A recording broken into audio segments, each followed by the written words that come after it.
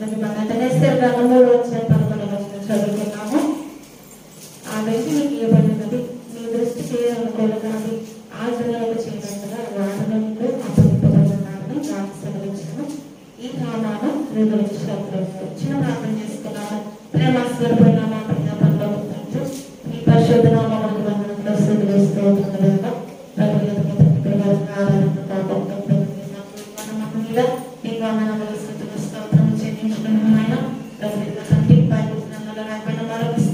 గురించి మేము ధ్యానించుకోవచ్చుగా మీరు మాకు తోడుగా ఉండి దేవపోదకమైన మీరే బోధించి ఆయన ప్రపంచు మా యొక్క భార్య గురించి మేము ధ్యానించుకోవచ్చుండగా మీరు మాకు సహాయకుడిగా వాక్య ధ్యానంలో మీరు తోడుండి తండ్రి నాన్న ప్రభు మాకు అనేక విషయాలు బోధించి ఆయన వాక్యాలు మా జీవితంలో ఫలింపచేసి మాకు పొందుతున్నాం. మీరు రెండవ రాకడ కొరకు గొర్రెల బాగా సిద్ధపడిన భాగ్యం దయచేయడం పెళ్లి కుమారుగారన్న యేసునామమున ప్రార్థన ఇచ్చినాను. ప్రభు చెంతకు వచ్చిన మందరకు దేవదేవులమైన మరి ఎస్తేరు గ్రంథము మనకి చాలా మరి బాగా తెలిసిన గ్రంథమే కదా. ఉపవాస ప్రార్థన గురించి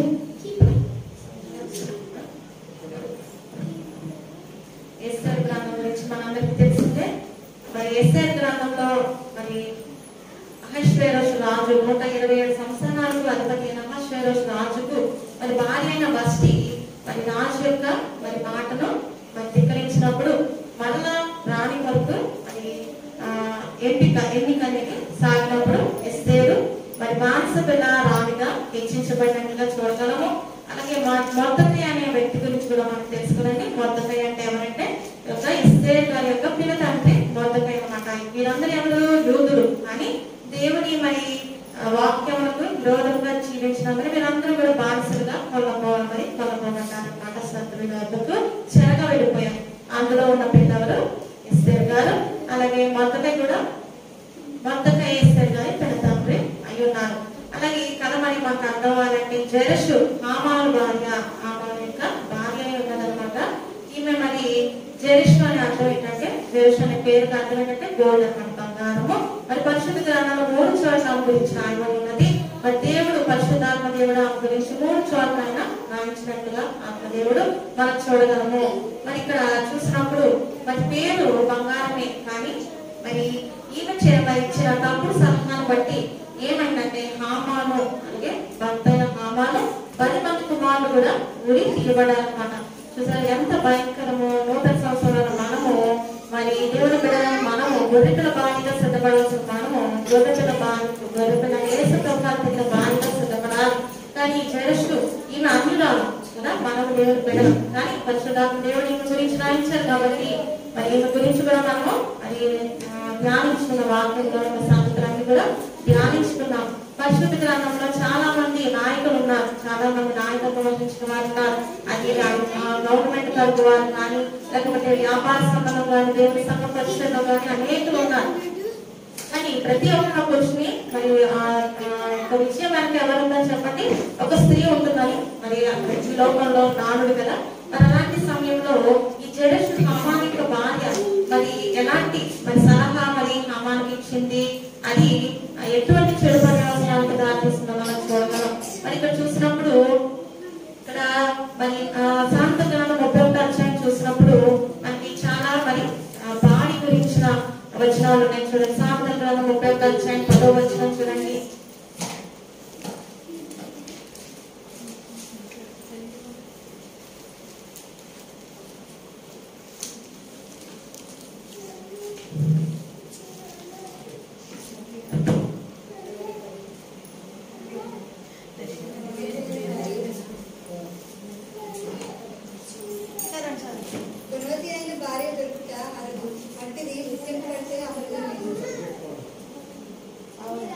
ఇక్కడ భార్య గురించి సామెతల గ్రంథము మరి సొలొమోన్ గారు రాశారు కదా. 31వ అధ్యాయం 10వ వచనం చూస్తే గుణవతి అయిన భార్య దొరుకుట అరుదు వాటిని ముత్యము కంటే అమూల్యమైనది. అలాగే సామెతలు 12:4 కూడా చూస్తే యోగ్యురాలు తన పెనిమిటి కిరీటము సిగ్గు తెచ్చినదు అని ఎముకలకు కుళ్ళు. అలాగే సామెతలు 21వ అధ్యాయం 9వ వచనంలో కూడా చూస్తాం. దయాలతో పెద్ద కంటే గయ్యాలి భార్య గురించి ఇక్కడ రాయబడింది. అలాగే సామెతల గ్రంథం 21:19 అదే అధ్యాయం 19వ వచనం. ప్రాణము విసికించు జగడగొండి దానితో కాపురం చేయడం కంటే అరణ్య భూమిలో నివసించడం మేలు. చూసారా దేవుని మరి వాక్యంలో మరి ఇలాంటి జగడగొండి కానీ గయ్యాలి కానీ లేకపోతే మరి భర్తకు మరి మౌనం తెచ్చినది కానీ అని చెప్పేసి 4 రకాల స్థితిగతులు మరి మనస్తత్వాలు కలిగిన భార్యల గురించి పరిశుద్ధ గ్రంథం చెప్తున్న మాటలు మనం చూస్తాం కదా. మరి ఈరోజు జెరేషా హామాన్ యొక్క భార్య గురించి చూసినప్పుడు ఈమె మరి యొక్క సలహాను బట్టి చెడు పర్యావసనాల గురించి ధ్యానించడం. ఎస్తేరు గ్రంథంలోకి వచ్చేస్తే 3వ అధ్యాయము 2వ వచనంలో చూసినప్పుడు ఇక్కడ మరి యూదులు మరి దేన్ని పాటిస్తారు చెప్పండి? ధర్మశాస్త్రాన్ని పాటిస్తారు కదా. వాళ్ళు ఏం పాటిస్తారు? 10 ఆజ్ఞలు పాటిస్తారు. అలా పాటించినప్పుడు మొదటి ఆజ్ఞ ఏంటి చెప్పండి? మొదటి ఆజ్ఞ నీ దేవుడైనా యెహోవాకు మాత్రమే బ్రొక్కాలి, అంతేకాని మరి మనం దేనికి కూడా బ్రొక్కకూడదు, సాగిల పడకూడదు అనేటువంటి ఆజ్ఞ వారు తూచా తప్పకుండా పాటిస్తారు. కాబట్టి ఇక్కడ వీరు యూదులు కాబట్టి ఇక్కడ వీరు ఏం చేస్తారు చెప్పండి? మొర్దెకై ఎవరు? యూదుడు. కాబట్టి ఏం చేశారు? ఈ రాజైన మరి అహష్వేరోషు కింద ప్రధానమంత్రిగా నియమింపబడిన హామాను మరి సెలక్షన్ అవుతుందన్నమాట. 3వ అధ్యాయంలో చూసినప్పుడు మొదటి వచనంలో ఈ సంగతులైన తరువాత రాజైన అహష్వేరోషు అమ్మోదాత కుమారుడు అగాగీయుడు నాకు హామాను గనపరిచి వాని హెచ్చించి వాని పీఠమును తన దగ్గరనున్న అధిపతులందరికంటే ఎత్తుగా నుంచెను. ఎప్పుడైతే అహష్వేరోషు రాజు ఈ అగాగీయుడైన హామాను హెచ్చించినప్పుడు అలాగే అధిపతులందరికంటే ఎత్తుగా ఉంచారంట. అలాంటి సమయంలో అందరూ కూడా ఏం చేసేవారంట? 2వ వచనంలో రాజాజ్ఞానుసారంగా మోకాళ్ళుని హామాను నమస్కరించింది. కాకపోతే 2వ వచనం చివరిలో మొర్దెకై వంగకయు నమస్కారం చేయకయు ఉండగా మరి ఇవన్నీ చూసినప్పుడు ఇక్కడ మరి ఎవరికి ఇతనికి ఏమొచ్చింది? హామానుకు కోపం వచ్చిందంట. 3వ అధ్యాయం 5వ వచనంలో మొర్దెకై వంగకయు నమస్కరింపకయు నుండుట హామాను చూసినప్పుడు బహుగా కోపగించి అని చెప్పి ఇక్కడ ఎందుకు ఇలా బహుగా కోపగించాడంట. మరి ఇలాగా జరుగుతూ ఉన్న పరిణామంలో మరి చూసినప్పుడు ఇక్కడ 3వ అధ్యాయము మరి 6వ వచనంలో ఇతను ఒక ఆలోచన మరి చేశాడంట. హామాన్ ఏంటి? మొర్దెకై ప్రాణం మాత్రం తీటు స్వల్ప కార్యమనించి మొర్దెకై యొక్క జనులు ఎవరైనది తెలుసుకుని అహష్వేరోషు యొక్క రాజ్యం అంతంతటా నుండి మొర్దెకై స్వజనులకు యూదులందరినీ సంహరించడానికి ఆలోచించాడు. అంటే మొర్దెకై ఎవరా చూశాడు. ఎవరు? మొర్దెకై యూదుడు. కాబట్టి యూదుల మొర్దెకై ఒక్కడనే కాదు చంపివేయడం. అతను ఏ జనాంగము? యూదులు. కాబట్టి ఆ యూదా జనాంగం అంతటిని కూడా నేను ఏం చేయాలి? అందరినీ కూడా నేను సంహరించాలి అనే ఆలోచన, దుష్ట ఆలోచన ఈ హామాన్ కలిగిందంటండి. మరి అలా కనపడినప్పుడు అదే 11వ వచనం చివరిలో ఏం చేశాడు? ఈ హామాను యూదులకు శత్రువు అని ఇక్కడ ఎస్తేరు గ్రంథంలో రాయబడి ఉన్నది. ఏంటంటే ఇక్కడ మరొక తాకీదును పుట్టించారు. ఇదంతా మనకు కథ తెలుసు కదా. మరి 8వ వచనంలో చూస్తే రాజుకు హామాను రాజుతో చెప్తాడు, అహష్వేరోషుతో, మీ రాజ సంస్థానములన్నింటిలో ఒక జాతి వారు చెదరి ఉన్నారు. వారి విధులు సకల జనుల విధులకు వేరుగా ఉన్నవి. వారు రాజు యొక్క ఆజ్ఞలను గైకొని వారు కాదు. కాబట్టి వారిని ఉండనిచ్చుట రాజుకు ప్రయోజనకరం కాదని ఈ హామాను ఆలోచన చెప్పాడనమాట. కాబట్టి యూదులు ఏంటంటే వీరు సకల జనుల విధులకు వేరుగా వారి విధులు ఉంటాయి. కాబట్టి రాజు మీరు ఏం చెప్పినా మీ ఆజ్ఞ గైకొంటారు వారు. కాబట్టి వారిని ఉండనించడం ద్వారా ఏంటంటే ప్రయోజనం కాదు తమకు. కాబట్టి తమకు సమ్మతి అయితే మరి ఏం చేద్దాం? ఒక చట్టాన్ని పుట్టించండి. 9వ వచనం చివరిలో ఉంది. ఏంటంటే మరి ఏంటంటే వారందరినీ కూడా హతం చేయుటకు రాజులకు సమ్మతమైతే వారిని హతం చేయబడినట్లును అని 9వ వచనంలో. ఆ పని చేయవారికి ఏంటంటే 20,000 మణుగుల వెండిని రాజు యొక్క ఖజానాలను ఉంచుటకు తూచి అప్పగించినట్లు చట్టం పుట్టించమన్నప్పుడు అహష్వేరోషు రాజు ముందు వెనక ఆలోచించకుండా మరి దానికి ఆజ్ఞకు ఆ యొక్క అతని సలహాకి మరి ఓకే చెప్పినట్లుగా మనం చూడగలం. తర్వాత వచనాలు మనకు తెలుసు కదా. ఏమైందంటే ఇది మొర్దెకై తెలుసుకొని తన గోనె పట్టు కట్టుకుని మరి రాజు ముందు దగ్గర కూర్చోవడం, ఎస్తేరు అది చూసి మంచి వస్త్రాలు పంపుతుంది తన తండ్రి బాబాయ్కి. పంపినప్పుడు అతను దాన్ని వేసుకోవడానికి ఇష్టపడినప్పుడు ఎందుకు ఏం జరిగిందని హతాక్ అనే చంద్రుడిని మరి నపుంసకుడిని అతని దగ్గరికి పంపినప్పుడు ఆ మొర్దెకై చెప్తాడనమాట. ఏమని? ఇలాగా మన యూదా జనాంగం అందరికి ఒక మరి హాని రాబోతుంది, హామాను కలిగిస్తున్నాడని చెప్పినప్పుడు అప్పుడు ఏం జరిగిందంటే మరి 3 దినాలు మరి ఉపవాసం ఉండమని. అంటే మొదట ఒప్పుకోదనమాట. ఎస్తేరు ఏం చెప్తుంది? రాణి దగ్గరికి వెళ్ళడానికి పర్మిషన్ లేదు కాబట్టి మరి వెళ్ళడానికి లేదు అవకాశం ఉన్నప్పుడు మొర్దెకై చెప్తాడు, యూదులకు కాపాడడానికి ఒకవేళ నీవు సహాయం చేయకపోతే దేవుడు వేరొక దిక్కు నుండి సహాయం రప్పించగలడు, కానీ నీవు మాత్రం తప్పించుకుందువా అని చెప్పినప్పుడు మరి ఎస్తేరు మరి రాణి అని ఎస్తేరు ఒప్పుకొని, సరే నా నిమిత్తం మీరు యూదులందరూ కూడా సమాజ మందిరంలో ఉపవాసం ఉండండి, నేను నా చెలిగత్తలు కూడా 3 దినాలు ఉపవాసం ఉండి ప్రార్థన చేసి రాజాజ్ఞకు విరుద్ధమైన వెళ్ళి నేను రాజు దగ్గరికి వెళ్ళి మరి నా విన్నపం తెలియజేస్తానని చెప్పేసి ముందుకు వెళ్తారు. ఇది ఈ కథ మనకు తెలుసు కదా. అప్పుడు ఏంటంటే ఈ జెరషు ఇదంతా చూసినప్పుడు ఎస్తేరు గ్రంథము 3:13 చూస్తే ఇక్కడ ఏముందంటే, అదారాలు 12 నెలల 13వ దినమందు యవ్వనులేమి, వృద్ధులేమి, శిశువులేమి, స్త్రీలనేమి యూదులందరినీ ఒక్క దినమందే బొత్తిగా నిర్మూలం చేసి వారి సొమ్ము కొల్లపుచ్చుకోమని తాకీదులు అంచెవారి చేత రాజ్య సంస్థానం అన్నిటికీ పంపబడే. ఇక్కడ ఈ మరి యూదుల్లో ఎవరెవరిని చెప్పండి? యవ్వనులు, వృద్ధులు, శిశువులు, స్త్రీలు. యూదులు అందరూ ఒకే రోజు బొత్తిగా నిర్మూలన చేయాలి, వారి సొమ్మంతా కొల్లపుచ్చుకోవాలని తాకీదులు మరి రాజ్య సంస్థానం అన్నిటికీ కూడా పంపబడినట్లుగా మనం చూడగలము. అలాంటి సమయంలో ఇవన్నీ జరుగుతున్నవి. మరి ఇంకా ఇన్ని జరిగినప్పటికీ కూడా మరి ఒక పక్క నుంచి ఎస్తేరు తర్వాత వారి చెలికత్తలు ఉపవాస ప్రార్థన చేస్తున్నారు. యూదులందరూ మరి ఉపవాస ప్రార్థన చేసుకుంటారు 3 దినాలు. ఆ 3వ దినాన మరి రాజు యొద్దకు ఎస్తేరు వెళ్ళి నిలబడినప్పుడు దేవుని కటాక్షం, రాజు కటాక్షం ఎస్తేరు లభించడము, మరి ఎస్తేరు మరి వైపు చేయి చాచి మరి ఎస్తేరు నీ మనవి ఏమిటి, నీకు రాజ్యంలో సగం మట్టుకు ఇవ్వాలా అని చెప్పేసి 5వ అధ్యాయంలో 6వ వచనంలో ఉంది. నీ కోరిక ఏమిటి, అది నీకు అనుకరించబడును, నీ మనవి ఏమిటి, అది రాజ్యంలో సగం మట్టుకైనాను చేయబడిన రాజు ఎస్తేరుతో మాట్లాడతారు. ఎస్తేరు అవన్నీ నాకు కాదు, కానీ రేపటి దినాన ఒక విందు మరి సిద్ధపరుస్తున్నాను, ఆ విందుకు మీరు అలాగే హామాను ఇద్దరు రావాలని చెప్పినప్పుడు మరి హామాను చాలా సంతోషంతో మరి ఉన్నట్లుగా 9వ వచనం 5:9లో ఇక్కడ చూస్తే, ఆ దినమందు హామాను సంతోషించి మనోల్లాసం గలవాడే బయలు వెళ్ళి రాజగృహంలో నుండి మొర్దెకై తన్ను చూచి అతడు లేచి నిలవకై కదలకై ఉన్నందున మొర్దెకై మీద బహుగా కోపించు. అంటే ఇక్కడ హామానుకు సంతోషం కలిగింది దేనివల్ల? ఒక విందుకు రావాలని చెప్పి 8వ వచనంలో ఒక ఆహ్వానం పంపబడింది. దాన్ని బట్టి హామాను చాలా సంతోషం ఉంది, మనోల్లాసం ఉన్నప్పటికీ ఒక బాధ ఉందంటే ఏంటది?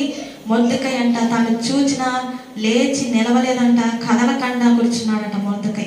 దీన్ని చూసి బహుగా కోపించిన. ఒక పక్కన సంతోషం ఏంటి, రాణి విందుకు పిలిచింది, ఒక పక్కన దుఃఖం ఏంటి, ఈ మొర్దెకై లేచి నిలవట్ల కదలకుండా కూర్చుంటున్నాడంట. దీనివల్ల నా పదవికి ఏం ప్రయోజనం అని చెప్పేసి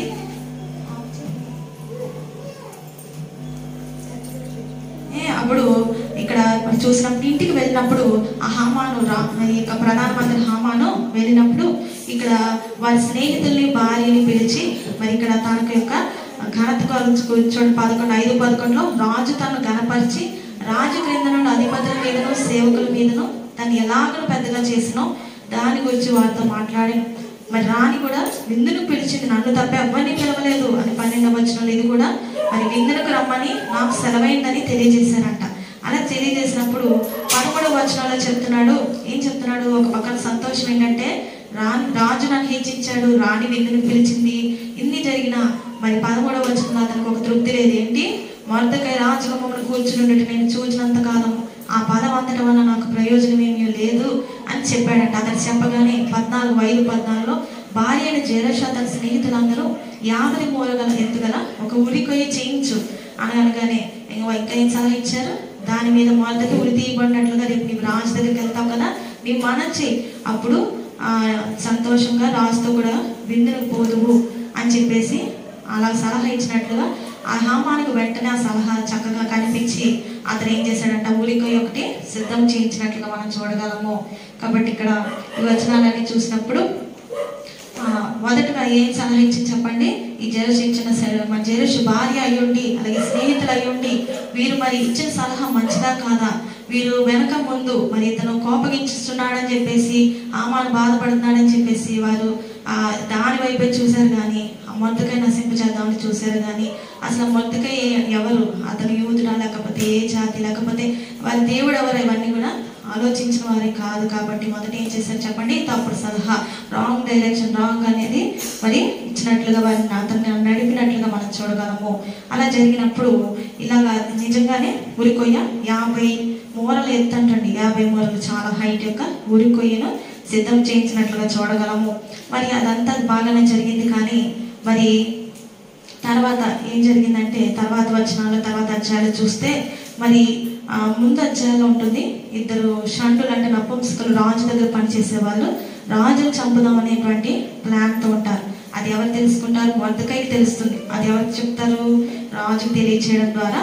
అప్పుడు అది ఒకవేళ విచారణ చేసినప్పుడు నిజంగానే రాజు మీద ఒక హత్యాయత్నం అనేది ఇద్దరు నపుంసకులు చేస్తున్నారని తెలిసి దాని నిమిత్తం మొర్దెకై ఇలా తెలుసుకొని చెప్పాడు కాబట్టి మొర్దెకైకి ఒక ఘనత రావాలని రాజ సమాచార గ్రంథంలో రాయబడింది అంటండి. కానీ ఏమవ్వలేదంట, ఈ ఉపవాస ప్రార్థన చేస్తున్న సమయంలోనే ఏమైందంట, రాజుకు నిద్ర పట్టలేదంట. రాత్రి సమయంలో రాజ సమాచార గ్రంథం తీసుకొచ్చినప్పుడు అక్కడ మరి ఇలాగా హత్యాయత్నం గురించి మొర్దెకై తెలియచేయడం అతనికి ఎటువంటి ఘనత కూడా కలగజేయలేదనేటువంటిది కూడా మరి తెలుసుకుని రాజు అప్పుడు రాజు తర్వాత విందుకు వచ్చి హామాను సలహా అడుగుతాడు. చూడండి 6వ అధ్యాయము 10-11 వచనాలు చూసినప్పుడు 9 వచనం 5-9 అనుకోండి. ఇక్కడ గనులైన రాజు యొక్క అధిపతుల్లో ఒకడు ఆ వస్త్రం ఆ గుర్రమును పట్టుకుని రాజు కనపరచిన పేక్షించడానికి ఆ వస్త్రములను ధరింపజేసి ఆ గుర్రం మీద అతను ఎక్కించి రాజు వీధిలో అతను నడిపించు రాజు కనపరచిన పేక్షించడానికి ఈ ప్రకారంగా చేయదగనని అతను ముందర చాటింపలేదు. విందుకొచ్చి హామాను రాజు అడుగుతున్నాడు, ఇలాగ నా విషయంలో జరిగిన మేలు పట్టు అతన్ని కనపరచాలంటే ఎలా కనపరచాలని అనుకుంటున్నావు హామాను అని అడిగినప్పుడు ఇలాగ ఏం చెప్తాడు ఇతను, ఇలాగా వస్త్రాలు చక్కని రాజు వస్త్రాలు ధరించేయాలి, గుర్రం మీద ఎక్కించి రాజు వీధిలో తీసుకువెళ్ళాలనగానే రాజు అలాగా అది వెంటనే విని 10వ వచనం 11వ వచనం చూస్తే అయితే ఆ ప్రకారమే మరి 10వ వచనంలో ఉంది. అది ఏంటంటే రాజు భూమునందు కూర్చుని యూదులైన మొర్దెకైకి అలాగనే చేయము, నీవు చెప్పిన దానిలో ఒకటి ఒక అంతయు చేయమని హామానుకు ఆజ్ఞించాను. చూసారా మరి ఏమనుకున్నాడు ఈ హామాను, ఈ మొర్దెకైని అతని జాతిని నశింపజేద్దాం అనుకున్నాడు. వారు ఉపవాస ప్రార్థన తర్వాత ఎస్తేరుకు మరి రాజు వద్దకు వెళ్ళడానికి అవకాశం దొరికింది. అలాగే మొర్దెకైకి కూడా మరి ఇతను ఏం చేద్దాం అనుకున్నాడు, హాని చేద్దాం ఉరికొయ్యతో మరి ఉరికొయ్య మరి సిద్ధం చేసి రెడీగా రాజుకు చెప్పి ఎలాగైతే ఉరి మీద ఎక్కిద్దాం అనుకున్నాడు. కానీ ఉరికొయ్య ఎక్కిద్దాం అనుకున్న దేవుడి ప్రణాళిక దేవుడి తలంపులు వేరేవి కదండి. ఆకాశం అంత ఎత్తైనవి దేవుడు తన ఏర్పాటు జనాన్ని విడిచిపెట్టాడు కాబట్టి మొర్దెకైకి రావాల్సిన ఉరికొయ్య హామానుకు వచ్చిందంట. మొర్దెకైకి మరి ఉరికొయ్య రాక ఏమైందంటే రాజుల వస్త్రాలతో ఘనత అనేది వచ్చిందంట. చూసారా మరి దేవుని విషయంలో మరి యూదులు ఎంత నిక్కచ్చిగా మరి వారి నిష్టగా ఉంటారు, వారి ధర్మశాస్త్రం వారి ఆజ్ఞలు పాటించడం బట్టి ఇప్పటికీ కూడా ప్రపంచవ్యాప్తంగా మరి ఇశ్రాయేల్ దేశానికి తిరుగులేదనమాట. ప్రతి క్షణము కూడా మరి వారి దేశం మీద మరి బాంబుల వర్షం అవ్వచ్చు, రాకెట్ల వర్షం అవ్వచ్చు, వారికి ప్రతి క్షణము శత్రు దేశాలతో యుద్ధమే. అయినప్పటికీ వారి దేవుడు ఎవరు చెప్పండి, సృష్టికర్త అయిన యెహోవా దేవుడు, యుద్ధం యెహోవాదే కాబట్టి వారి పక్షాన నుండి మరి యుద్ధం చేసేది ఎవరు, యెహోవా దేవుడు కాబట్టి మరి ఇశ్రాయేలీయులకి ఎప్పుడు విజయం వస్తుంది అనమాట. అప్పటికి ఇప్పటికి దేవుడు ఎప్పుడు కూడా మారని దేవుడు అంట. నిన్న నేడెళ్ళప్పుడు కూడా మారని దేవుడు. మరి వారి బిడ్డను ముట్టుకుంటే మన నా కంటి గుడ్డిన ముట్టుకున్నట్లుగా దేవుడు అబ్రహాం గారికి ఇచ్చారు కదా, నిన్ను దీవించేవాడిని దీవిస్తాను, నిన్ను శపించేవాడిని నేను శపిస్తాను. ఆ వాగ్దానం ఆశీర్వాదము దేవుడు ఇచ్చారంటే అది ఎక్కడి వరకు ఉంటుందంటే యుగాంతం వరకు ఉంటుంది అనమాట. ఆ ఆశీర్వాదం ఈ యూదులకి ఉన్నట్లుగా ఇక్కడ యూదులైన మొర్దెకై మరి దేవుని ఆజ్ఞలు పాటించేవాడు కాబట్టి మరి ఇక్కడ మొర్దెకైకి ఈ ఘనత వచ్చిందంట.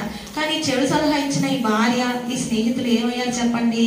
మరి భార్య తర్వాత మరి తన తప్పును తను తెలుసుకున్నట్టు ఎస్తేరు గ్రంథం చూడండి 6వ అధ్యాయము 13వ వచనంలో చెప్తుంది, హామాను తనకు సంభవించినదంతయు తన భార్య అయిన జెరెషుకును తన స్నేహితులకు అందరికీ తెలుపుగా అతని యొద్దనున్న జ్ఞానులను అతని భార్య అయిన జెరెషును ఎవరి చేత నీకు అధికార నష్టం కలుగుచున్నదో ఆ మొర్దెకై యూదుల వంశం వాడైన ఎడల అతని మీద నీకు జయం కలగదు, అతని చేత అవశ్యముగా చెడిపోదు అతనితో అనివి. వారు ఇంకా మాట్లాడుచుండగా రాజు యొక్క నపుంసకులు వచ్చి ఎస్తేరు చేయించిన విందుకు రమ్మని హామానుకు తలపెట్టాడు.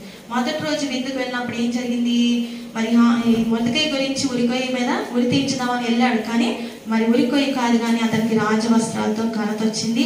ఇతనికి మాత్రం ఏమొచ్చిందంట, చాలా బాధ వచ్చిందంట. 5:6-12లో ఇక్కడ ఏముందంటే, అయితే హామాను తల కప్పుకొని దుఃఖించుచు తన ఇంటికి త్వరగా వెళ్ళిపోయాడు. మొదటి రోజు విందు అయిపోయింది. మరి తన దుఃఖముతో మరి కోపంతో అతను ఏమయ్యాడన్నా దుఃఖముతో తన ఇంటికి వెళ్ళిపోయాడు.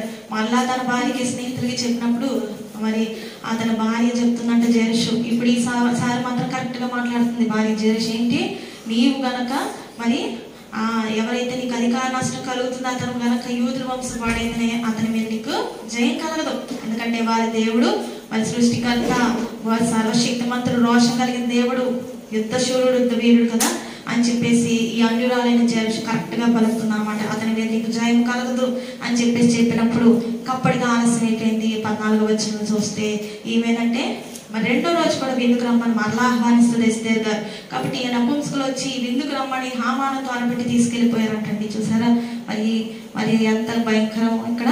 మరి చూసినప్పుడు ఈ తర్వాత వచనాల్లో కూడా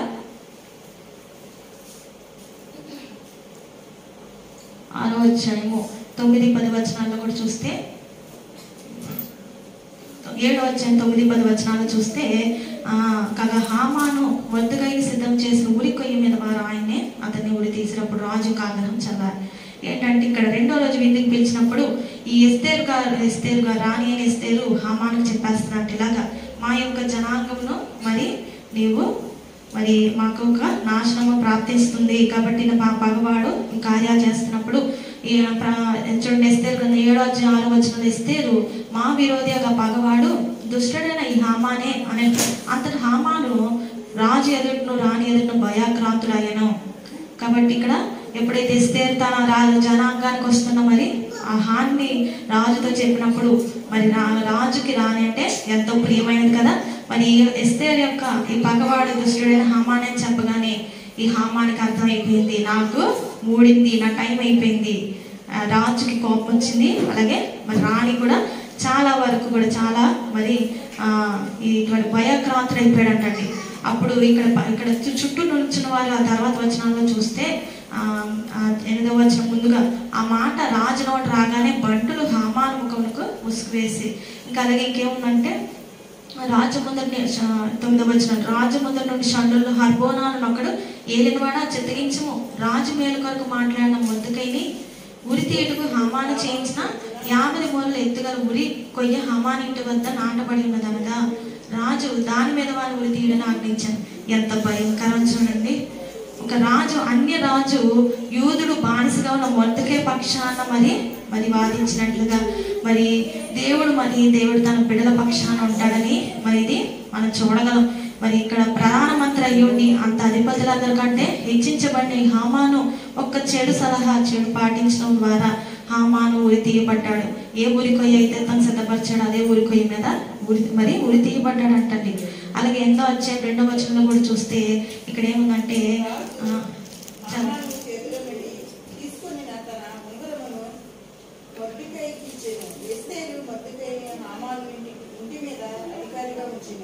చాలండి. కాబట్టి ఇక్కడ రాజు ఏం చేశాడంటే హామాను చేతిలో నుండి తీసుకున్న తన ఉంగరాన్ని మొర్దెకైకి ఇవ్వడము, మరి ఎస్తేరు మొర్దెకైని హామాను ఇంటి మీద అధికారిగా ఉంచాడు.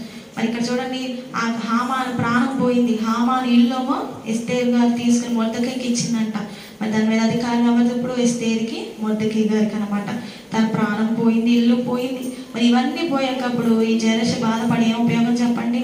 ఏ ఉపయోగం లేదు. మరి హామాను కోపంతో మరి దుఃఖంతో ఇంటికి వచ్చినప్పుడు ఈ స్నేహితులు కానీ వారి కానీ చెడ్డ సలహా ఇవ్వకుండా ఉంటే మరి ఎంతో బాగుండేది కదా. మరి చూడండి ఈరోజు వాక్యం చదువుకున్నాం కదా, కుమారుడు తండ్రి తలంచుకుని పిలాతు భార్య పిలాతుకు ఒక సలహా ఇస్తుంది, నేడు ఈ నీతి మంత్రుల గురించి నేను మంచి కల కంటిని, కాబట్టి నీవు ఆ నీతి మంత్రులు జోలికి పోవద్దు అని చెప్పేసి మనం చదువుకున్నాం కదా. కాబట్టి పిలాతు భార్య అన్యురాలే అయినప్పటికీ రోమా గవర్నర్ ఎవరు? పిలాతు. కాబట్టి ఇక్కడ ఈ స్త్రీగా ఉన్న ఈమె మరి భార్యగా ఉన్న ఈమె మరి మంచి సలహా ఇచ్చింది. కాబట్టి పిలాతు తెలివిగా ఏం చేశాడు? చేతులు కడుక్కున్నాడు. ఈ నిరపరాధ రక్తం వల్ల నాకు ఏం సంబంధం లేదు, ఈ నిరపరాధులు మీరు శిక్షించుకుంటున్నారు, ఈ శిక్ష ఈ అపరాధం మీ మీదకి అని యూదుల మీదకి నెట్టివేసి ఆయన చేతులు కడుక్కున్నాడంటండి.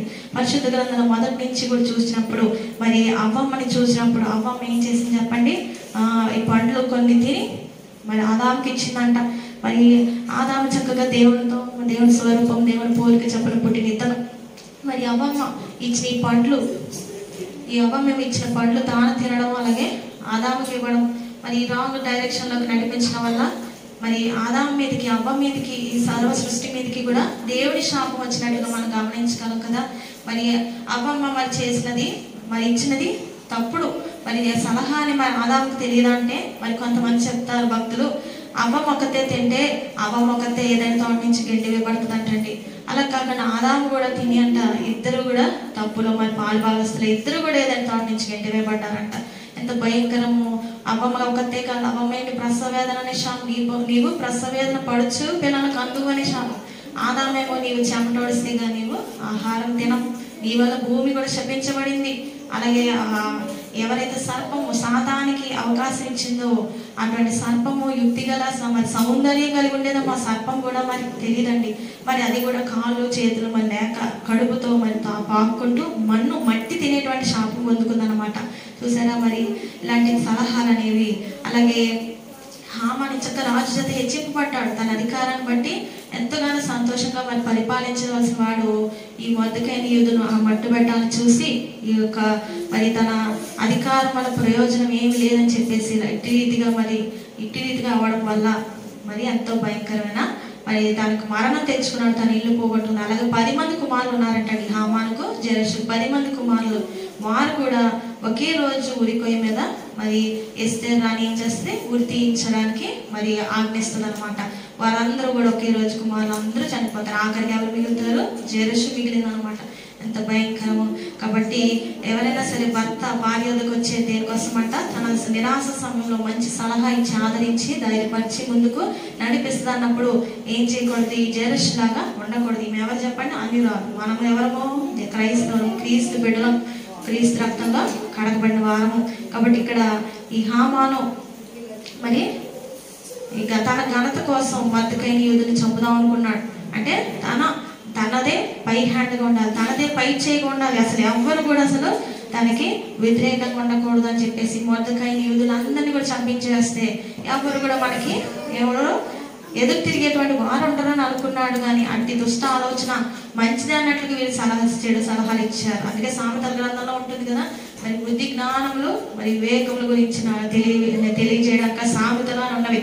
కాబట్టి మనం ఏం చేయాలి? మనము ఆలోచనకర్త అయిన దేవుణ్ణి మరి తప్పకుండా ఈ జెరషు ఎవరు చెప్పండి? హామాను. వీళ్ళు అన్యులు కాబట్టి దేవుని తెలియని వారు, ధర్మశాస్త్రము మరి తెలియని వారు, పాటించిన వారు. కాబట్టి మీరు ఇలాగా మరి ఇలాంటి సమస్యలు ఎదుర్కొన్న సామెతల గ్రంథం చూడండి 18వ అధ్యాయం 22వ వచనంలో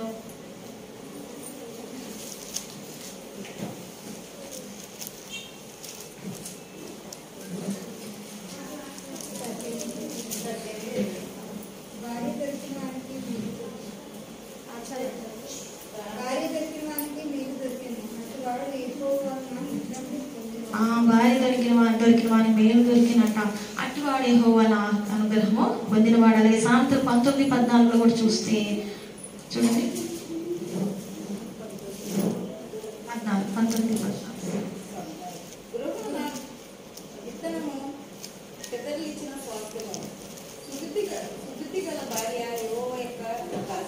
దానము గృహమును విత్తమును పితరులు ఇచ్చిన స్వాస్థ్యం అంట. మన పితరులు ఏమిస్తారు చెప్పండి? మన గృహమును ఇస్తారు, విత్తమును ఇస్తారు. సుబుద్ధి గల భార్య ఎవరి దానం అంట? యెహోవా యొక్క దానం అంట. నిజమే. మరి మంచి బుద్ధి కలిగిన భార్య యెహోవా యొక్క దానం. మన కీర్తనలో చదువుకున్న గర్భఫలం యెహోవా ఇచ్చు బహుమానం అంట. అలాగే మంచి భార్య, సుబుద్ధి గల భార్య కూడా ఎవరి దానం అంట? యెహోవా యొక్క దానమై ఉన్నది అని చెప్పేసి మనం చూడగలం. భార్య యొక్క భక్తిహీనత ఏం చేస్తుందంట? కుటుంబాన్ని నాశనం చేస్తుంది. మరి జెరషు ఈమె అన్యురాలుగానే ఉంది. పరిశుద్ధ గ్రంథంలో ఎంతో మందిని మనం చూసాం. అన్యులు కూడా దేవునికి యెహోవా దేవునికి భయపడినట్లుగా పాత నిబంధన మరి మొదటి 5 పుస్తకాల్లో మనం చూడగలము. అలాగే రాహాబు వేశ్య కూడా యెహోవా దేవుని గురించి, ఆయన యొక్క అద్భుత కార్యాల గురించి తెలిసి వేగుల వారికి ఏం చేస్తుంది చెప్పండి? సహాయం చేస్తుంది, వారిని కాపాడుతుంది, వారిని వేరే దారిలో పంపించి వేస్తుంది, మరలా వాగ్దానం పొందుకుంటుంది. ఏంటి? మీరు మరి ఈ ప్రదేశం మీదకి వచ్చినప్పుడు మా కుటుంబాన్ని మాత్రం విడిచిపెట్టండి అని చెప్పేసి ఒక వాగ్దానాల దగ్గర పొందుకొని ఒక తొగరు దారం వారి కుటికి కట్టుకున్న కుటుంబాన్ని కాపాడుకుంటుంది. ఆమె అన్యురాలే. కానీ ఈ జెరషు అని అన్యురాలకి ఏమి లేదు చెప్పండి? భయం లేదు. ఏంటంటే ఒక నిర్లక్ష్య స్వభావం, హెచ్చింపు స్వభావం, తగ్గింపు స్వభావం లేదు. నా భర్త గొప్ప అధికారం అనుకుంటే కానీ సర్వాధికారి దేవుడు ఉన్నాడు, అతని ముందు ఎవరైనా సరే వంగాల్సిందే, మోకాలు వంగాల్సిందే అనేటువంటి మరి లేదంట. ఎక్కిది జ్ఞానం లేకపోవడం వల్ల ఏం జరిగింది చెప్పండి? భర్తను, గృహాన్ని, బిడ్డను అందరినీ పోగొట్టుకుంది. మరి ఎంత భయంకరం చూడండి. వారందరూ ఎస్తేర్ 9వ అధ్యాయము 13-14 వచనాలు ఇందాక చెప్పినట్లు రాణిగారి ఆజ్ఞ ప్రకారం 9, 13, 14లో 13 కొనబడి చూసారా, అలాగా ఉన్నట్లుగా మనం చూడగలం. కాబట్టి ఈమె యొక్క భయం లేని స్థితి, దైవ భయం లేని స్థితి, ఏది చేసినా సరే చెల్లుతుంది అనేటువంటి స్థితి మరి ఇక్కడ ఏం జరిగిందంటే ఈ యొక్క నష్టాన్ని తీసుకొచ్చిందంటండి.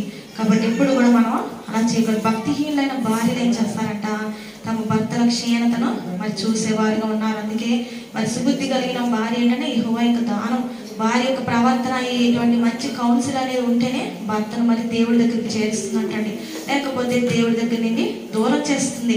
కాబట్టి ఒక భార్య ప్రవర్తన బట్టే మనం వాక్యం సెలవిస్తుంది కదా, అవిశ్వాసి అయిన భర్త భార్య యొక్క ప్రవర్తన బట్టి దేవుని చెంతకు చేరగలడంట. మరి ఇంకా పరిశుద్ధ గ్రంథంలో కొన్ని చెడ్డ ఉదాహరణలు ఉన్నవారు ఉన్నారు. అననీయ సప్పీరా వీరేం చేస్తారు, అపోస్తల కాలంలో మేము ఒక పొలం అమ్ముతాం. అప్పుడు ఆనాడు ఏంటి చేశారంటే వారు ఒక ఆస్తులన్నింటిని అమ్మి అపోస్తల పాదాల మీద పెట్టినప్పుడు అపోస్తలు వారు ఏం చేసేవారు, అందరికీ పంచి పెట్టినప్పుడు వారు మరి బీద అనేవారు లేరంట. అందరూ కూడా సమిష్టిగా వారికి కలిగిన దాన్ని ఉంచుకున్నట్లుగా, ఆస్తిని ఉంచుకున్నట్లుగా చూడగలం. అంటే ఈ సప్పీరా ఏం చేస్తుంది, అననీయ సప్పీరా పొలం అమ్మగానే అది ఎక్కువ వెల వచ్చిందేమో మరి వీరు ఏమనుకుంటారు, ఇద్దరు కూడా ఏకీభవిస్తారు ఏంటంటే మరి కొంత ఉంచుకొని కొంత తీసుకుని వెళ్దాం పేదరు గారి దగ్గర. కానీ అలాంటి సమయంలో సప్పీరా చెప్పండొచ్చు కదా, లేదు లేదు మనం అలా చేయకూడదు, మనం మొక్కుబడి చేసుకుని తప్పనిసరిగా తీర్చాలి. ఎప్పుడైతే ఆ సప్పీరా అలా చేయలేదో మరి ఒకరి తర్వాత ఒకరు చనిపోయినట్లుగా పరిశుద్ధాత్మని వీరు ఎలా మోసపుచ్చారని పేదరు గారు చెప్పిన వెంటనే పేదరు గారు ఈ శిష్యులందరూ కూడా ఎంతో ఆత్మపూర్ణులు అనమాట అండి. పరిశుద్ధాత్మ దేవుడు మరి ఎలాగా ఉన్నారు, ఆ శక్తిమంతులు ఈ అపోస్తులు కూడా అంటే ఆత్మ పరిపూర్ణత ఉంది కాబట్టి వారు ఎవరి పాపాలు క్షమిస్తారో వారి పాపాలు క్షమించబడేవంట, ఎవరి పాపాలు నిలిచేయమనిస్తారో వారి పాపాలు వారి మీద ఉన్నాయని దేవుడు వాగ్దానం ఆ శిష్యుల పట్ల జరిగింది. అందుకే వెంటనే అననీయ సప్పీరా చనిపోయారు. అలాగే హేరోదియ గురించి కూడా మనం ధ్యానించుకున్నాం కదా. ఈమె ఎవరు, అన్యురాలే. హేరోదు యొక్క మరి అన్న భార్య వదినను పెళ్లి చేసుకుంటాడు హేరోదు మహారాజు. మరి దుష్ట తల్లి ఏం చేసింది, అన్యురాలు ఏం చేసింది, మరి బాప్తిస్మం ఇచ్చే యోహాను యొక్క తలను అడిగిమన్నట్లుగా మనం చూడగలం. ఇది కూడా మరి చెడు మరి ఆలోచనే. అలాగే యోబు భార్య గురించి మనకు తెలుసు కదా. యోబు భార్య, యోబు ఎప్పుడైతే మరి సాతాను యోబును మరి పుట్టినప్పుడు దేవుడు అనుమతించినప్పుడు తన కంచెను తొలగించినప్పుడు ఏం జరిగిందంటే యోబు భార్య, నీవు నీ ఆరోగ్యాన్ని పోగొట్టుకున్నావు, నీ బిడ్డలందరూ చనిపోయారు, నీ పశువులు గొర్రెల మందలు అన్నీ చనిపోయినాయి, ఇంకా నీవు బ్రతికి ఏం ప్రయోజనం, నీవు దేవుని దూషించి మరణము కమ్మనే మూర్ఖపు సలహా ఇస్తుంది. యోబు అలా చేశాడా చెప్పండి, చేయలేదు. యెహోవా ఇచ్చిన, యెహోవా తీసుకుని పోయిన దేవునికే యెహోవాకే స్తోత్రం కలుగును గాక. ఆమె చెడు సలహా, మూర్ఖపు సలహా ఇచ్చినా యోబు వినలేదు. యోబు ఎవరు చెప్పండి, భక్తి పరుడు, నీతిమంతుడు. వినలేదు కాబట్టి రెట్టింపు ఆశీర్వాదం పొందుకున్నాడు. 7 బిడ్డల 14 మంది బిడ్డలు అయ్యారంట, 14 మంది కుమారులు కుమార్తెలు. కాబట్టి ఇక్కడ అలాగే షారాయి గురించి కూడా అబ్రహాం యొక్క భార్య, ఆమె ఒక సలహా ఇచ్చింది, మనకు బిడ్డలు ఇంకా కలిగేటట్లేదు, నేను ముసలిదాన్ని వృద్ధురాలు కదా, నీవు హాగర్తో వెళ్ళు అనగానే అబ్రహాం ఏం చేశారు, దేవుడు అంత భక్తిపరుడే, అంత విశ్వాసవీరుడే, మరి దేవుడి దగ్గర ఒక మరి విచారణ చేయకుండా భార్య యొక్క సలహా మేరకు ముందుకు వెళ్ళాడు. ఇప్పటికీ కూడా ఇస్సాకు సంతానం, ఇష్మాయేలు సంతానానికి ఇప్పటికి కూడా యుద్ధాలు జరుగుతూనే ఉన్నాయి. మనకు తెలుసు కదా, క్రైస్తవులకి ముస్లిం కంట్రీస్కి ఇప్పటికీ యుద్ధాలే. వారు ఏంటంటే అడవి గాడిద వంటి మనసు కలవారంట మహమ్మదీయులు. కాబట్టి మనం ఎడ్డమంటే వారు తెడ్డమంటారు. ఇప్పటికీ కూడా ఆ యుద్ధాలే కదా. ఒక్క తప్పుడు సలహాను బట్టి, ఈ హామానుకు తన భార్య ఇచ్చిన సలహాను బట్టి, ఈ బుద్ధిహీనమైన సలహాను బట్టి ఆలస్యంగా తెలుసుకుంది అతను యూదుడు, అతని మీద మనకి జయం కలగదు అని తన భర్తతో మొత్తుకుంది. అయినప్పటికీ అప్పటికే ఆలస్యమైనట్లుగా ఆ బుద్ధిహీన సలహాను బట్టి అందరినీ పోగొట్టుకున్నట్లుగా చూడగలమండి. కాబట్టి హామాన్ రాజు తర్వాత అంతటి అధికారి. యోసేపు ఎలాంటి అధికారి చెప్పండి, ఐగుప్తులో ప్రధానమంత్రి. అలాంటి సమయంలో తన అన్నలందరూ వచ్చారు, తన అన్నలందరూ తన గోతిలో మరి త్రోసివేసి చనిపోయాడని తండ్రికి మరి అబద్ధం చెప్పారు. ఇన్ని సంవత్సరాలు బానిసగా ఇద్దరి దగ్గర, ఒకరు ఎవరంటే 2 చోట్ల అమ్ముడిపోతారు. ఎవరు, యోసేపు గారు. ఇష్మాయేలు కొంటారు, వారు తిరిగి మళ్ళా ఈ ఫరో యొక్క అధికారులకు ఆమె వేస్తారు. 2 సార్లు అమ్ముడిపోతారు. ఇంత జరిగింది, నేను నా తండ్రిని తల్లిని విడిచి నేను దూరంగానే నా అన్నలు నేను ఎందుకు క్షమించాలని అనుకుని ఉండొచ్చు. అతను అలా లేడు. యోసేపు గారి యొక్క భార్య కూడా మరి అటువంటి సలహా అతనికి ఇవ్వలేదు. కాబట్టి అతను క్షమించబట్టే అన్నలందరూ కూడా మరి ధాన్యం తీసుకుని వారికి ఆహారము కొదువు లేకుండా మరి తిరిగి గోషెన్ దేశానికి వచ్చి చక్కగా నిశ్చింతగా జీవించారు కదా. మరి ఇక్కడ చూసినప్పుడు మరి హామాను మరి తన స్నేహితులు కానీ భార్య కానీ మంచి మాటలు చెప్పలేదంటండి. ఎఫెసీయులకు రాసిన పత్రిక 4:29 చూస్తే మనం నోరు తెరిచినప్పుడు అంటే క్షేమాభివృద్ధికరమైన మాటలే మాట్లాడాలని దేవుని వాక్యం తెలియజేస్తుందంట.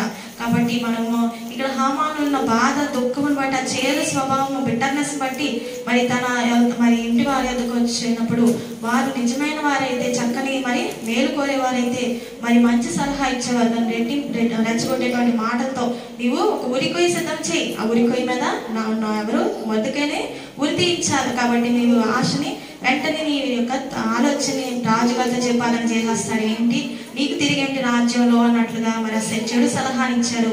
ఎంతో మరి వారు నష్టపోయినట్లుగా చూడగలరు. మరి ఇంకా పరిశుద్ధ గ్రంథంలో నోవాహు యొక్క భార్యను చూసినప్పుడు మరి ఈమె నోవాహు యొక్క భార్య భర్తకు విధేయురాలే లోబడినటువంటి స్త్రీ అంటండి.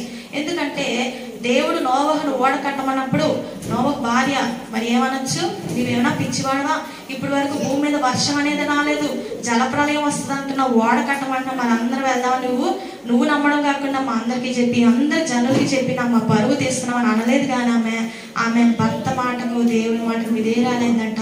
అందుకే భర్తకు భార్య లోబడింది. కాబట్టి పిల్లలు ఎవరికి లోపడ్డారు చెప్పండి? ఈ నోవాహుకు భార్య అంటే తల్లిదండ్రులకు పిల్లలు లోపడ్డారు. కొడుకులు ముగ్గురు కూడా కోడళ్ళు కూడా మొత్తం ఈ పెద్దవారికి చిన్న వాళ్ళు లోపడ్డారు. ఈ కోడళ్ళు అంటే భార్యలు భర్తలకు లోపడ్డారు. 8 మంది కూడా నోవాహు ఓడలోకి ఎక్కారట. 8 మంది కూడా కాపాడబడ్డారట. కాబట్టి ఇదంతా కూడా ఎందులో ఉంది చెప్పండి? విధేయతలో ఉన్నదన్నమాట. అలాగే నాబాలు భార్య గురించి మనం ధ్యానించుకున్నాం కదా, అబీగయీలు. నాబాలు ఎవరు? మోటువాడంట. మరి దావీదు అడవిలో అరణ్యంలో వెళ్తున్నప్పుడు మరి యొక్క గొర్రెలకు మరి మంచిగా నీళ్లు చేరి పెట్టేవాడంట. గొర్రె మరి ఎవరు? దావీదు తన రాజ్యంలో ఉన్నటువంటి వారందరూ కలిసి అరణ్యంలో మరి తనకు వచ్చిన శ్రమలు బట్టి, కుమారులు బట్టి వచ్చిన శ్రమలు బట్టి రాజ్య పదవి వదిలి అరణ్యంలో వెళ్తున్నప్పుడు వారికి ఆహారం లేనప్పుడు ఈ నాబాలు కబురంపుతాడు. ఎవరు? దావీదు రాజు.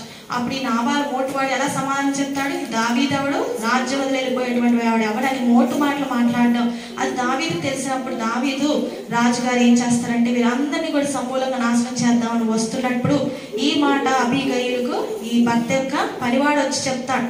వెంటనే అబీగయీలు, అయ్య బాబాయ్, నా భర్త ఎంత మోటువాడు, ఎంత మోటు పనులు చేస్తాడు, అతని పేరుకు మోటుతనం అని అర్థం అని అబీగయీలు అంట.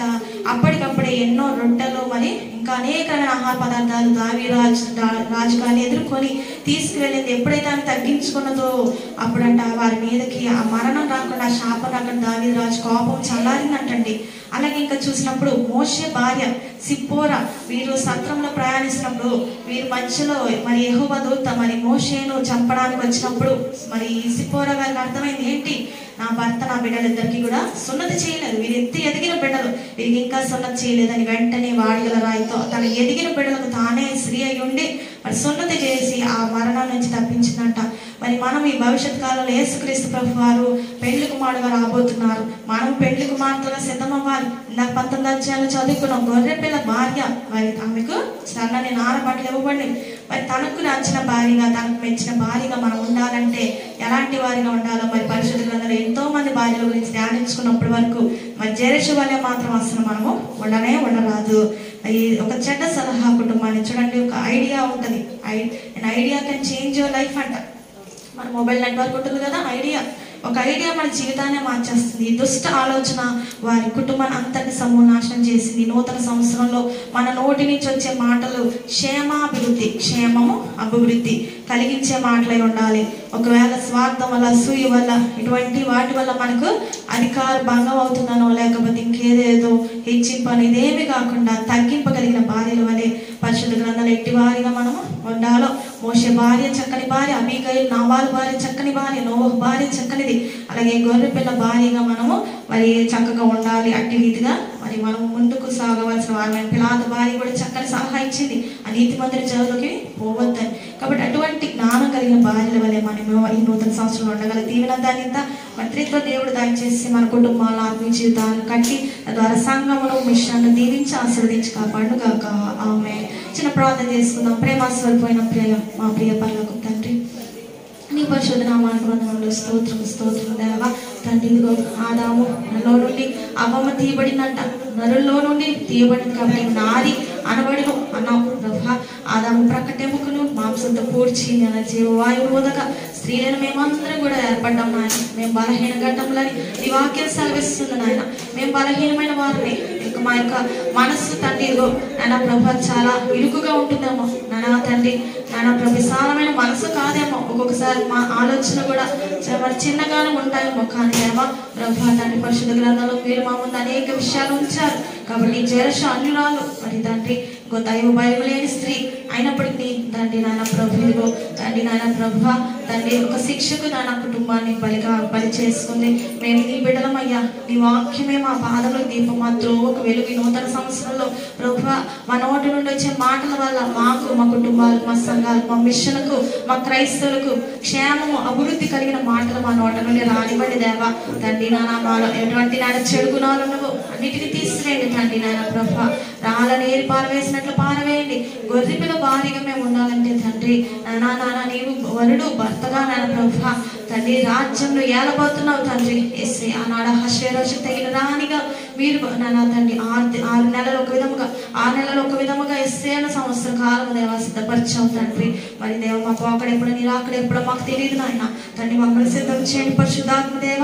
మీరే కడగ సిద్ధం చేసుకున్నట్లుగా నీ వాక్యం హృదయంలో వచ్చిన తండ్రి నాన్న. నీ వాక్యం పరిశుద్ధ గ్రంథంలో ఎంతమంది మంచి భార్యలుగా ఉన్నారు. నీ వాక్యం రాయించావు అంటే మంచి మనస్ఫూర్తి కలిగిన భార్యగా, గురువతైన భార్యగా తండ్రి నన్ను మేము ఉండాలి తండ్రి. నీకు వందనములు స్థుతులు స్తోత్రం. భార్య దొరికిన వారి మేలు దొరికిన అతని లాభ ప్రాప్తికి ఏం వెలితి కలుగుదన్నట్లుగా తండ్రి మా బట్టి నాన్న మా యొక్క తండ్రి పురుషులకు యజమానులకు నాన్న వేన తండ్రి వేన లాభము నన్ను కలుగునట్లుగా వెలితి కలుగునట్లుగా మీరే దీవించి ఆశీర్వదించమని ప్రభా.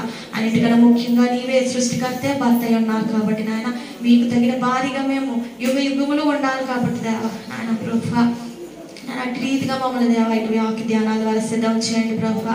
తండ్రి నాయన మాలో తండ్రి చెడుగులు పారవేయండి తండ్రి, తీసి పారవేసి నాయన ప్రభా మా హృదయాన్ని అన్నింటికన్నా మోసకరమైనదిగా అది దేవా మోసకరమైన హృదయాన్ని రక్తంతో కడిగి శుద్ధి చేయండి. నూతన హృదయాన్ని ఇచ్చిదను, శుద్ధ జలం నిర్జలేదను అతని ఆత్మ నుంచిదను, నా కఠినాన్ని అనుసరించువానిగా చేయదు అన్నట్లుగా ప్రభు మా పట్ల అనేక వాగ్దానాల వాక్యాలు ఉన్నట్లుగా మా పట్ల నెరవేర్చి మహిమ పొందుకొనమని నీకు తగిన వధువుగా సిద్ధం చేసి యుగ యుగాలు వధువు పీఠం వరణి చెంతనే ఉండు రక్షకాల వందనాలు అనే పాటలు రాయించి నీకు చింతనే ఉండి నాయన ప్రభు తండ్రి 1000 సంవత్సరాల పరిపాలనలో తండ్రి నాన్న అనే రాజులు యాజక సమూహంగా మేము తండ్రి పరిపాలన చేసేవారు. అనేక పట్టణములు మేము నియమించేవాడి వారిగా తండ్రి అన్ని విషయాల్లో ఏతముగా ఉండి మా పరుగుతో ముట్టించే స్థితి మాకు దయచేయమని పెళ్లికి మాడుగా వేయించాలని ఏసునామని ప్రార్థన అడుగుతున్నాను పరమ తండ్రి. ఆమేన్. అందరికీ మరణాంత అవకాశం ఇచ్చిన అందరికీ మరణాంత వినమి అందరికీ మరణాంత.